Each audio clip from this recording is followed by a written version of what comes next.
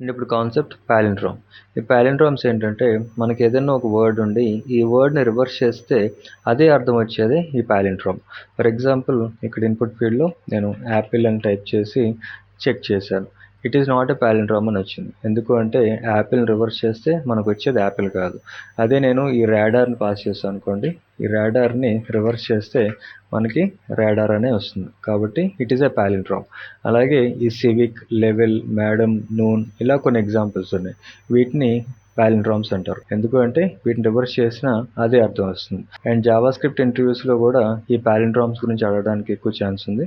So జావాస్క్రిప్ట్లో మనం ఈ పాలిండ్రోమ్స్ని ఎలా చెక్ చేస్తాం అనేది ఇప్పుడు చూద్దాం. సో విజువల్ స్టూడియో కోడ్లో ఒక ఫైల్ క్రియేట్ చేసి దీనికి పాలిండ్రోమ్ అని ఒక పేరు పెట్టి దీనికి HTML ఎక్స్టెన్షన్ ఇచ్చారు. నెక్స్ట్ స్టెప్లో మనం ఒక ఫైల్ లోపలికి వచ్చి ఒక బాయిలర్ ప్లేట్ క్రియేట్ చేసి బాడీ లోపల ఒక ఎలిమెంట్, ఈ ఎలిమెంట్కి కంటైనర్ అని ఒక పేరు పెట్టాను. ఈ కంటైనర్ లోపల ఒక ఇన్పుట్ ఫీల్డ్ తీసుకొని టైప్ టెక్స్ట్ ఇచ్చి ఒక ఐడి పాస్ చేసి ఈ ఐడికి మై టెక్స్ట్ అని ఒక వాల్యూ పాస్ చేశాను. నెక్స్ట్ ఒక బిఆర్ ట్యాగ్ ఇచ్చి తర్వాత ఒక బటన్ తీసుకొని ఈ బటన్కి చెక్ పాలిండ్రోమ్ అని ఇలా రాశాను.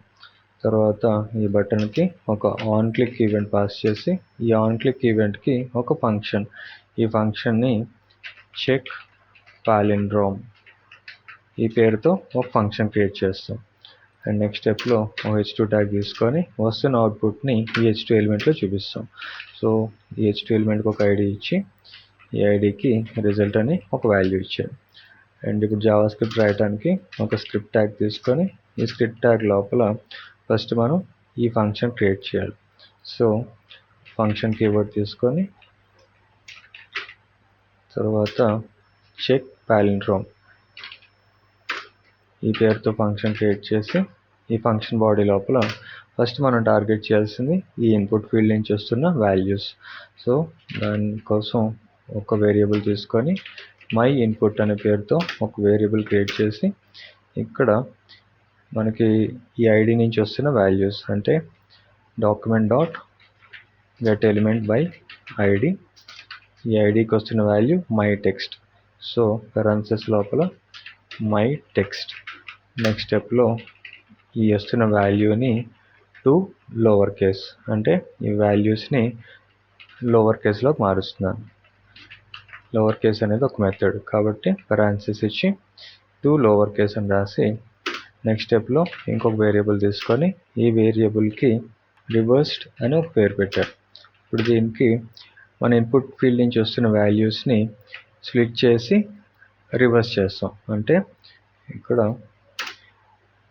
మై ఇన్పుట్ నుంచి వస్తున్న ఈ వాల్యూస్ని ఫస్ట్ స్ప్లిట్ చేసి దీనికి ఒక ఎంప్టీ స్ట్రింగ్ పాస్ చేసి తర్వాత ఈ రివర్స్ మెథడ్ను ఉపయోగించి ఆ రివర్స్ అయిన వాటిని మళ్ళీ జాయిన్ చేసి ఈ జాయిన్ మెథడ్ కూడా ఒక ఎంప్టీ స్ట్రింగ్ పాస్ చేసి తర్వాత ఇప్పుడు మన కండిషన్ ఏంటి అంటే ఈ ఇన్పుట్ ఫీల్డ్ నుంచి వస్తున్న వాల్యూస్ ఈ రిజర్వ్డ్కి ఈక్వల్ అవ్వాలి. అంటే ఇంకొక వేరియబుల్ తీసుకొని ఇక్కడ అవుట్పుట్ అని ఒక వేరియబుల్, ఈ వేరియబుల్కి నేను ఒక కండిషన్ రాస్తున్నాను. అంటే my input equal to reserved. ఇది ఒక టర్నరీ ఆపరేటర్ తీసుకొని ఈ కండిషన్ ట్రూ అయితే అప్పుడు నాకు ఎస్ ఇట్ ఈస్ పాలిండ్రోమ్ అని రాశాను. ఒక కాలన్ ఇచ్చి ఒకవేళ ఇది ఫాల్స్ స్టేట్మెంట్ అయితే అప్పుడు నో ఇట్స్ నాట్ పాలిండ్రోమ్ అని రాశాడు.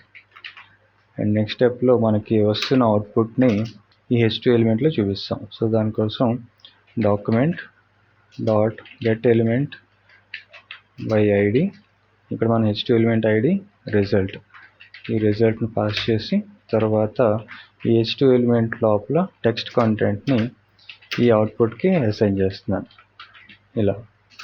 ఇప్పుడు సేవ్ చేసి మన ప్రాజెక్ట్ ఫోల్డర్లోకి వెళ్ళి ఇక్కడ మన వెబ్ పేజ్ పాలిండ్రోమ్ దీన్ని క్లిక్ చేస్తే ఇక్కడ ఇలా అవుట్పుట్ వచ్చింది. సో ఫస్ట్ ఆఫ్ ఆల్ నేను యాపిల్ అని టైప్ చేసి చెక్ చేశాను. అయితే ఇక్కడ మనకు అవుట్పుట్ రాలేదు.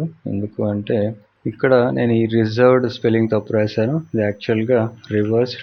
మన వేరియబుల్ పేరు ఇక్కడ రివర్స్డ్, నేను తప్పు స్పెల్లింగ్ రాశాను. సో కరెక్ట్ చేసి సేవ్ చేసి ఇప్పుడు అవుట్పుట్కి వెళ్ళి పేజ్ రిఫ్రెష్ చేసి ఇక్కడ మ్యాంగో అని రాశాను. చెక్ చేస్తే చూడండి, no it's not a palindrome అని వచ్చింది. ఫర్ ఎగ్జాంపుల్ ఇక్కడ రాడార్ అని రాశారు. చెక్ చేస్తే చూడండి, yes it is a palindrome అని వచ్చింది. ఈ ప్లేస్లో నూన్ అని రాశారు. చూడండి, ఎస్ ఇట్ ఈస్ పాలిండ్రోమ్. ఈ ప్లేస్లో గ్రేప్స్ అని రాసి చెక్ చేస్తే నో ఇట్ ఈస్ పాలిండ్రోమ్. ఇలాగా మనకున్న వాల్యూని పాలిండ్రోమ్ అవునా కాదా అనేది జావాస్క్రిప్ట్లో ఇలా చెక్ చేయొచ్చు.